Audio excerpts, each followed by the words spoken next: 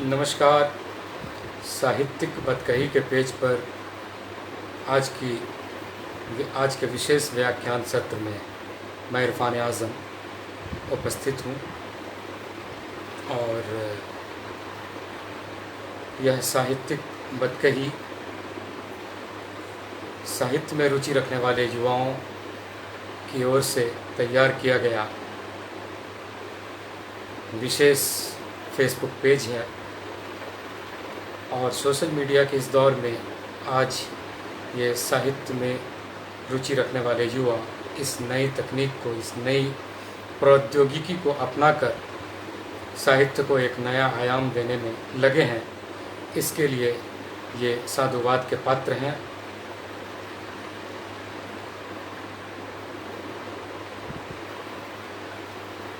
तो आज हम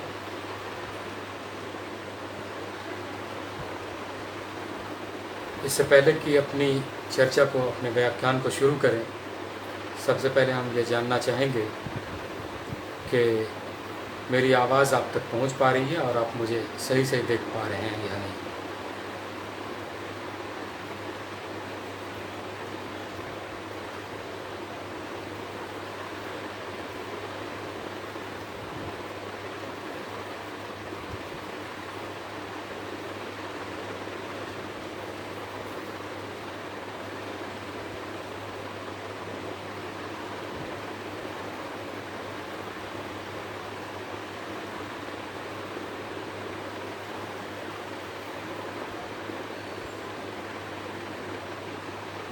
कृपया कोई कमेंट बॉक्स में लिखकर ये सुनिश्चित करें कि मेरी आवाज़ सही है और फिर आप मुझे देख पा रहे हैं और कैमरा सही है या नहीं।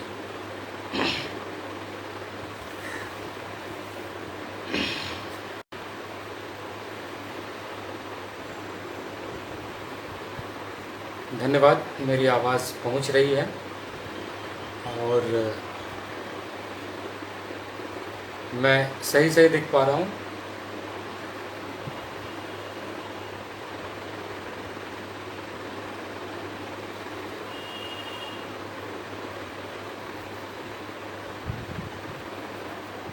ठीक ठीक।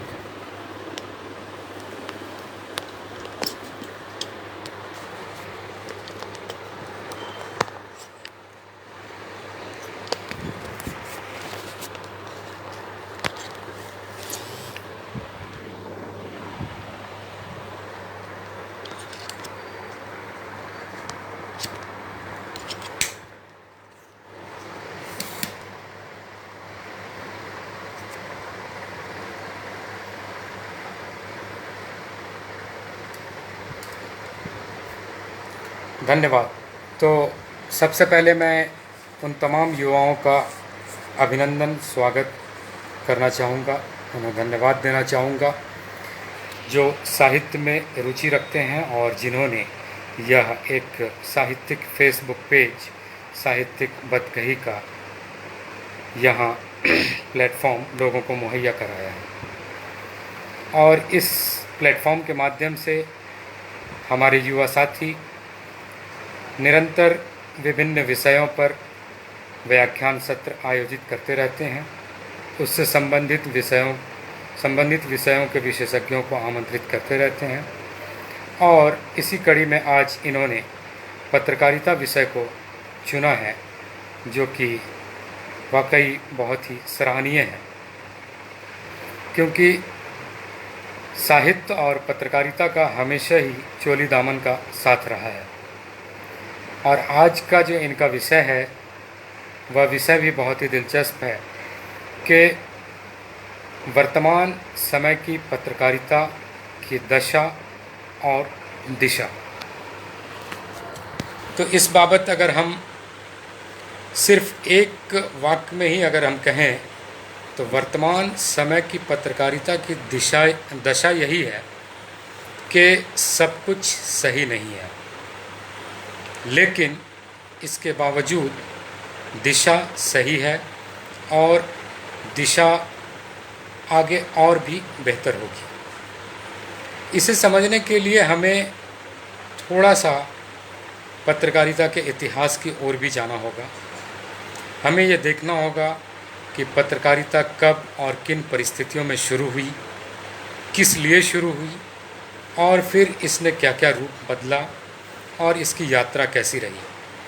तभी हम अतीत के आईने में, इतिहास के आईने में वर्तमान को मद्देनज़र रखते हुए दिशा यानी कि भविष्य का आकलन कर पाएंगे। तो अपने देश भारत की जहाँ तक बात है, तो भारत में पत्रकारिता की उम्र जो है वो 240 साल है। आज से 240 साल पहले 1780 में पत्रकारिता शुरू हुई थी और उस वक्त केवल और केवल एक ही माध्यम प्रिंट मीडिया हुआ करता था, मुद्रण माध्यम यानी प्रिंट मीडिया। तो समाचार पत्र और पत्रिकाएं ही उस वक्त प्रकाशित हुआ करती थी और उसके माध्यम से जनसाधारण तक पत्रकार तरह तरह की सूचनाएं पहुंचाते थे। एक वो दौर था, एक आज का दौर है। तब से अब तक अनगिनत बदलाव आए हैं, न सिर्फ सूचना के माध्यम में बल्कि सूचनाओं की प्रस्तुति में, पत्रकारिता के उद्देश्यों में, पत्रकारिता के लक्ष्यों में बहुत कुछ परिवर्तन आया है। तो इस मामले में हमें ये देखना होगा कि जिस तरह समाज में अच्छे और बुरे लोग होते हैं, जिस तरह हर सिक्के का दो पहलू होता है, उसी तरह पत्रकारिता का भी दो पहलू है। एक ओर पत्रकारिता अगर कहीं बुरी दिखती है तो दूसरी ओर यह अच्छी भी है, क्योंकि पत्रकारिता जगत में हर पत्रकार एक समान नहीं है। बहुत अच्छे पत्रकार हैं तो कुछ अच्छे पत्रकार नहीं भी हैं, और यही वजह है कि देखने वाले अपने अपने नज़रिए से पत्रकारिता को देखते हैं। लेकिन हम पत्रकारिता के उद्देश्यों को देखें तो पत्रकारिता का उद्देश्य शुरू से ही आम जनहित की रक्षा करना रहा है। जनहित की बातों को, जनहित के मुद्दों को उठाना और उसे जन जन तक पहुंचाना ही पत्रकारिता का परम उद्देश्य है। पत्रकारिता के बुनियादी उसूल यही है। अल्लामा जमील मजहरी एक शायर थे जिन्होंने पत्रकारिता के उद्देश्यों, बुनियादों को बहुत ही सही तरीके से एक ही शेर के माध्यम से प्रस्तुत किया है कि न स्याही के हैं दुश्मन, न सफ़ेदी के हैं दोस्त, हमको आईना दिखाना है, दिखा देते हैं। तो बेशक पत्रकारिता का मामला आईना दिखाना ही रहा है। अब आईना जब दिखाएंगे तो कोई चीज़ जो अच्छी होगी वो अच्छी दिखेगी और कोई चीज़ जो बुरी होगी वो बुरी दिखेगी। लेकिन पत्रकारिता के साथ विडंबना यह है कि यह अच्छी चीज़ दिखाए तो सराही जाती है और बुरी चीज़ दिखाए तो उससे संबंधित पक्ष उसे अन्यथा लेते हैं और नकारात्मक रूप में उसकी प्रतिक्रिया व्यक्त करते हैं। तो अपनी शुरुआत से ही पत्रकारिता के साथ ये रहा है कि इसमें शुरू से ही अच्छे और बुरे दोनों तरह के लोग रहे हैं। जब 1780 में पत्रकारिता शुरू हुई, जेम्स अगस्टस हिक्की नाम के एक अंग्रेज़ ने पहला समाचार पत्र हिक्कीज़ बंगाल गैजेट निकाला। तो उसने उस वक्त के गवर्नर जनरल की कड़ी आलोचनाएं की, उस वक्त की शासन व्यवस्था की कड़ी आलोचना की। तो इसका खामियाजा उसे ये भुगतना पड़ा कि तरह तरह से जुर्माने हुए, उसे अपने प्रिंटिंग प्रेस को बंद करना पड़ा, अखबार का प्रकाशन बंद हो गया। लेकिन इसके बावजूद पत्रकारिता हारी नहीं और भी अनगिनत समाचार पत्र परिदृश्य में आए। सिर्फ अंग्रेज़ी ही नहीं, बांग्ला, उर्दू, फ़ारसी, हिंदी, सब भाषाओं में एक के बाद एक समाचार पत्रों का प्रकाशन शुरू हुआ। लेकिन दिलचस्प बात यह है कि उस वक्त भी, अपने शुरुआती दौर में भी, हर समाचार पत्र जो है जनहित के मुद्दों पे ही बात करने वाला समाचार पत्र नहीं था। हर समाचार पत्र जनहित के रक्षा के लिए ये आवाज़ उठाने वाला समाचार पत्र नहीं था। उस समय भी, अंग्रेज़ों के ज़माने में भी, अपनी शुरुआत में भी बहुत से ऐसे समाचार पत्र आए, बहुत से ऐसे लोगों ने समाचार पत्र निकाला जिन्होंने सत्ता का ही पक्ष लिया और आम जनहित के पक्ष को द्वितीय स्तर पर रखा। उनकी प्राथमिकता सत्ता की रक्षा करनी थी और सत्ता की आवाज़ बननी थी। उसके बाद 1780 से बढ़ते बढ़ते जब 19वीं सदी में जब हम पहुँचे और उस वक्त जब अंग्रेज़ों के शासनकाल में भारत का स्वाधीनता संग्राम अपने चरम पर था और आज़ादी की लड़ाई हर ओर छिड़ी हुई थी, लोग उस वक्त समाचार पत्र को भी आज़ादी की लड़ाई का हथियार बनाए हुए थे। उस समय भी एक दिलचस्प पहलू ये था कि सारे के सारे समाचार पत्र ही भारतीय स्वाधीनता संग्राम के पक्षधर थे, ऐसा नहीं था, बल्कि बहुत से समाचार पत्र भारतीय स्वाधीनता संग्राम के विरोधी भी थे और वो अंग्रेज़ों के पक्षधर थे। तो ये पत्रकारिता के साथ शुरू से ही रही है कि पत्रकारिता में अगर एक ओर अच्छे पहलू रहे हैं तो दूसरे ओर बुरे पहलू भी रहे हैं। और ये सिर्फ पत्रकारिता ही नहीं, समाज की हर चीज़ के साथ ऐसा है, चाहे वो साहित्य हो, चाहे वो सियासत हो, चाहे वो व्यवसाय हो या कुछ भी, हर सिक्के का दो पहलू होता है, अच्छा और बुरा। अब निर्भर इस बात पे होता है कि अच्छाई का प्रतिशत क्या है और बुराई का प्रतिशत क्या है, उसी के मद्देनज़र हम किसी भी चीज़ का आकलन कर सकते हैं। तो उस ज़माने में भी अच्छे लोग थे पत्रकारिता में और बुरे लोग भी थे, आज भी अच्छे लोग भी हैं और बुरे लोग भी हैं। लेकिन इसका ये मतलब नहीं है कि पत्रकारिता बुरी हो गई। पत्रकारिता शुरू से ही अच्छी थी, अच्छी है, अच्छी रहेगी। कुछ बुरे लोग हैं, वो वक्त के साथ किनारे लगते जाएंगे, पत्रकारिता बचती जाएगी, पत्रकारिता चलती जाएगी। आज भी आप देखें कि 1780 से आज 2021 240 साल हो गया पत्रकारिता को, लेकिन आज भी लोगों का भरोसा पत्रकारिता पर बरकरार है। और यही पत्रकारिता के लिए एक अच्छी बात है कि लोगों का भरोसा बरकरार है। हाँ, ये बात भी सही है कि हाल फिलहाल के वर्षों में पत्रकारिता का अवमूल्यन हुआ है, पत्रकारिता के उद्देश्य में भटकाव हुआ है, पत्रकारिता ने एक अलग ही रूप ले लिया है। विशेषकर टीवी चैनलों में पत्रकारिता का स्तर बहुत ज़्यादा गिरा है। इसकी एक वजह यह भी है कि पत्रकारिता का व्यवसायीकरण हुआ। पहले पत्रकारिता सामाजिक उद्देश्यों को लेकर ही चलती थी, लेकिन वैश्वीकरण के बाद पत्रकारिता में व्यावसायिक पहलू भी प्रवेश कर गया और इस वजह से पत्रकारिता अपने पद से विमुख भी हुई और विचलित भी हुई। लेकिन इसका ये मतलब नहीं है कि पत्रकारिता पूरी तरह समाप्त हो गई। पत्रकारिता आज भी बरकरार है। इधर हाल फिलहाल के कुछ वर्षों में अगर हम देखें, विशेषकर टीवी चैनलों ने पत्रकारिता के आदर्शों का गला घोंटा है। पत्रकारिता की जो नैतिकता है उसका अवमूल्यन उन लोगों ने शुरू किया है, लेकिन इससे पत्रकारिता मर नहीं जाने वाली है। पत्रकारिता बरकरार थी, बरकरार है, बरकरार रहेगी। आज भी आप देखें तो अंधेरे में उजाले बहुत सारे हैं। बहुत से ऐसे चैनल हैं, बहुत से ऐसे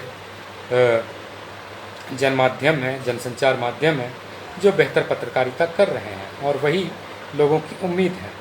तो इसीलिए पत्रकारिता की दिशा कोई बहुत ख़राब नहीं है, यानी भविष्य कोई बहुत ज़्यादा ख़राब नहीं है। हाँ, दशा थोड़ी कह सकते हैं कि अभी सब कुछ सही नहीं है। अब जनहित से ज़्यादा सर्वोपरि सत्ता हित हो गया है, शासन हित हो गया है, सरकार के हित की रक्षा की बात करना हो गया है। यह चिंतनीय है, क्योंकि पत्रकारिता को हमेशा और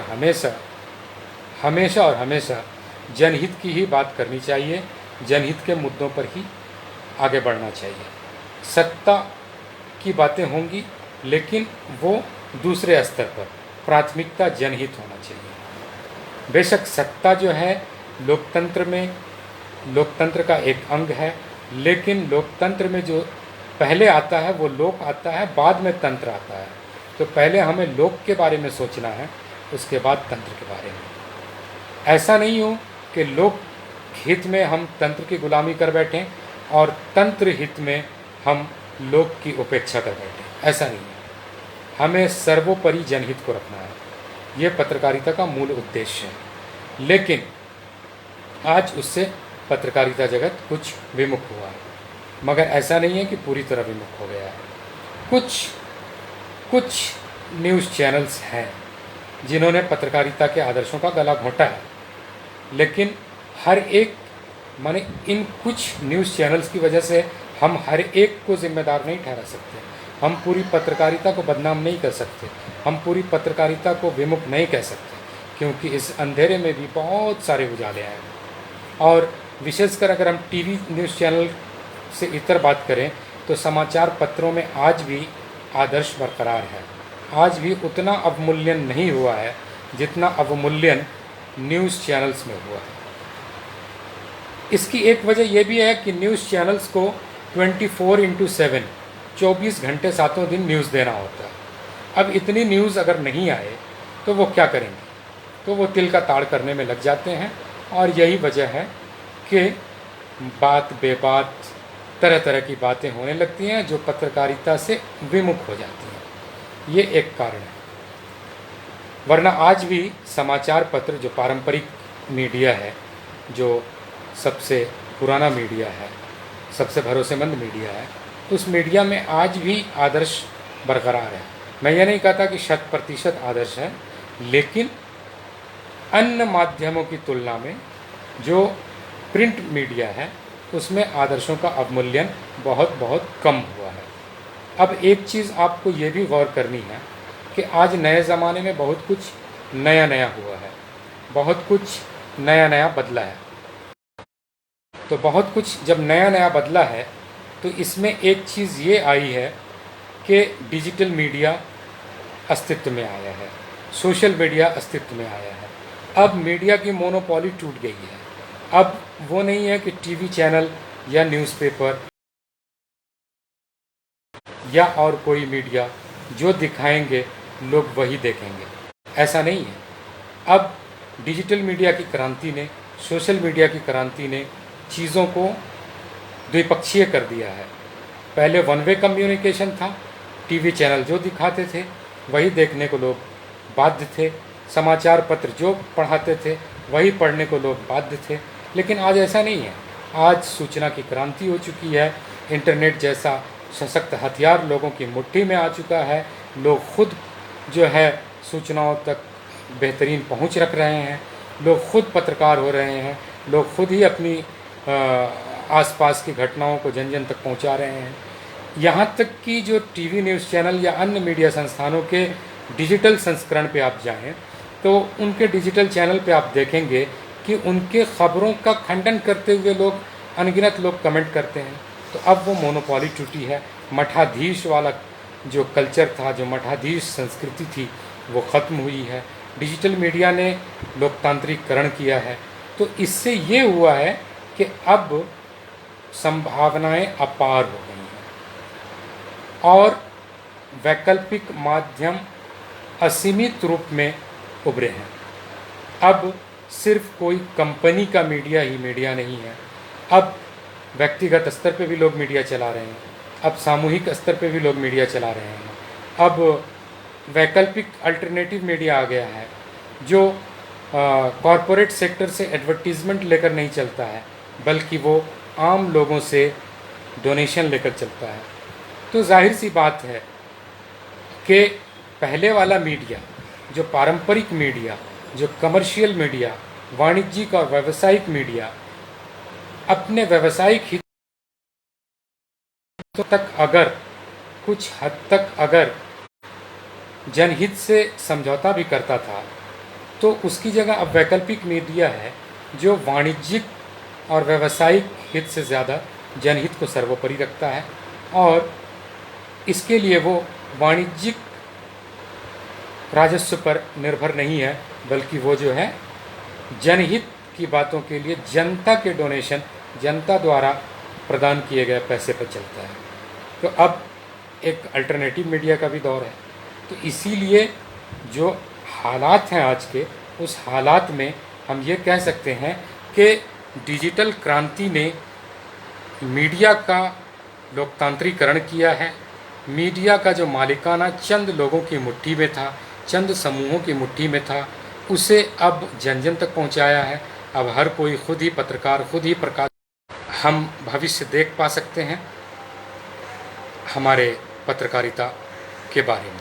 लेकिन हाल फिलहाल के कुछ वर्षों में और वर्तमान समय में जो कुछ थोड़ा अवमूल्यन दिख रहा है, उससे विचलित होने की आवश्यकता नहीं है, बल्कि हमें इस चीज़ पे गौर करने की ज़रूरत है कि थॉमस जेफरसन ने एक दफ़ा कहा था कि अगर उनके पास दो ही विकल्प हों कि सरकार के बिना लोकतंत्र, सरकार के बिना समाचार पत्र के बिना सरकार चुनना हो और सरकार के बिना समाचार पत्र चुनना हो, तो वो दूसरे वाले को वरीयता देंगे।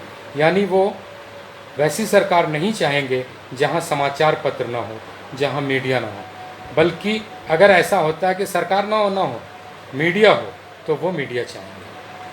तो इससे हम समझ सकते हैं कि पत्रकारिता का क्या महत्व है।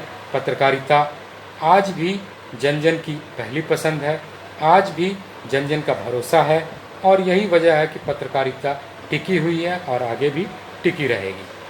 और इस दिशा में हमें ये जो नई क्रांति है, नया ज़माना, नया मीडिया, इससे बहुत सारी उम्मीदें हैं।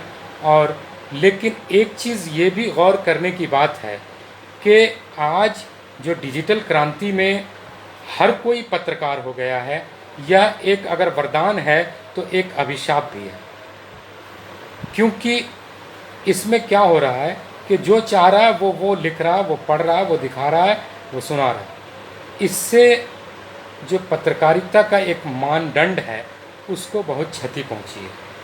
इसीलिए बेशक अगर आपके पास सुविधाएं हैं तो आप उन सुविधाओं का लाभ उठाएं, लेकिन आप जिस चीज़ के लिए लाभ उठा रहे हैं उस चीज़ का आपको ज्ञान होना ज़रूरी है, और कम से कम उसका बुनियादी ज्ञान आप ज़रूर प्राप्त करें। उसके बाद ही उसमें ज़ोर आजमाइश करें, उसके बाद ही उसमें, क्योंकि अगर आप बिना ड्राइविंग सीखे गाड़ी चलाएंगे तो वो एक्सीडेंट ही होगा, और उसमें आपकी भी जान जाएगी और औरों की भी जान जा सकती है। तो डिजिटल मीडिया का एक दूसरा पहलू, जो नकारात्मक पहलू है, वो ये भी है कि आज हर कोई पत्रकार हो गया है। लेकिन यही एक सकारात्मक पहलू भी है कि आज हर कोई पत्रकार हो गया है। आज सूचनाओं का लोकतांत्रिकरण हो गया है, जनसंचार का लोकतांत्रिकरण हो गया। अब हर कोई सूचनाएं इकट्ठी कर सकता है, सूचनाएं प्रसारित कर सकता है, सूचनाएं जन जन तक पहुंचा सकता है। लेकिन इसे पहुंचाने का तरीका आना चाहिए, इसकी जानकारी होनी चाहिए। तो कुल मिला के हम यही कह सकते हैं कि अब एक चीज़ और देखिए, हमारे समाज की भी विडंबना देखिए कि हमारे समाज में लोग चाय, पान, खैनी, बीड़ी, तंबाकू, इन सब अनावश्यक चीज़ों के लिए पैसा खर्च करने को तैयार है, लेकिन सूचनाएं उन्हें मुफ्त में चाहिए, खबरें उन्हें मुफ्त में चाहिए। बस यहीं पे विडंबना उत्पन्न होती है, और जो सूचनाओं के संग्रह, संपादन और वितरण में जो खर्च होता है, उस खर्च को अन्य उपायों से अर्जित करने की कोशिश होने लगती है। यहीं पे पत्रकारिता से समझौता की एक नौबत आ खड़ी होती है। तो इससे अगर बचना है तो इसमें समाज की भी एक अहम भूमिका होती है। समाज भी पारंपरिक मीडिया को, न्यू मीडिया को बढ़ावा दे, वहाँ अपना योगदान दे, विशेष रूप से वित्तीय योगदान दे। तब जाकर पत्रकारिता जब खुद सशक्त रहेगी, खुद वित्तीय रूप में निर्भर रहेगी, तो वो औरों के लिए भी बेहतर कर पाएगी। कहते हैं ना कि भूखे भजन न होई गोपाला, भूखे कोई भजन भी नहीं गाता है, पेट भरा हो तभी भजन भी निकलता है। तो इसीलिए पत्रकारिता जगत में आम समाज का भी बहुत ही अहम योगदान है। इस दिशा में आम समाज को ये भी ध्यान रखना है कि अगर कहीं कोई अवमूल्यन है तो उस अवमूल्यन की वजह क्या है और उस वजह को कैसे दूर किया जा सकता है। तो इन सारी परिस्थितियों के मद्देनज़र हम यही कह सकते हैं कि पत्रकारिता अच्छी थी, अच्छी रहेगी। अभी हाल फिलहाल के कुछ वर्षों में अगर इसमें कुछ अवमूल्यन हुआ है तो वो अवमूल्यन समय के साथ दूर भी हो जाएगा। हमें निराश होने की ज़रूरत नहीं है और चंद लोगों की वजह से पूरी पत्रकारिता को हम बुरा नहीं कह सकते हैं। आज भी अनगिनत पत्रकार, अनगिनत पत्रकारिता संस्थान, अनगिनत समाचार पत्र, अनगिनत टीवी न्यूज़ चैनल और digital media, social media, alternative media ऐसे हैं जिनके लिए जनहित ही सर्वोपरि है और वो जनहित को ही सबसे ऊपर रखते हैं, उसके बाद ही उनके लिए और कोई दूसरा हित मायने रखता है। तो इसीलिए दशा आज भले ही पूरी तरह सही नहीं हो, लेकिन दिशा सही है और हमें उम्मीद है कि अब जो इसका मठाधीश वाला कल्चर अब ख़त्म हुआ है, लोकतांत्रिककरण जब आया है, तो बेशक इसकी दिशा बेहतर ही बेहतर होगी, भविष्य उज्जवल ही उज्जवल होगा और बेहतर होगा। लेकिन कहते हैं कि हर सिक्के का दो पहलू है, तो डिजिटल मीडिया एक ओर जहां वरदान है, सोशल मीडिया एक ओर जहां वरदान है, तो दूसरी ओर अभिशाप भी है। अब यह निर्भर करता है हम पर कि हम इसका उपयोग कैसे करते हैं और कैसे करवाते हैं। तो इस दिशा में हम हर एक व्यक्ति की सजगता ज़रूरी है और तभी जब हर कोई इसमें भागीदार होगा, हर कोई सहभागी होगा, तभी जाकर चीज़ें बेहतर होंगी। लेकिन कुल मिलाकर अंत में मैं यही बात कहूँगा कि पत्रकारिता के दशा भले ही वर्तमान में पूरी तरह से सही नहीं हो, लेकिन दिशा बहुत ही सही है, भविष्य बहुत ही बेहतर है। आने वाले दौर में पत्रकारिता और भी सशक्त होगी और भी बेहतर आयाम स्थापित करेगी और जनहित को और भी मजबूत आवाज़ मिलेगी, ज़ोरदार आवाज़ मिलेगी। इन्हीं उम्मीदों के साथ अपनी बात मैं यहीं समाप्त करता हूँ। धन्यवाद।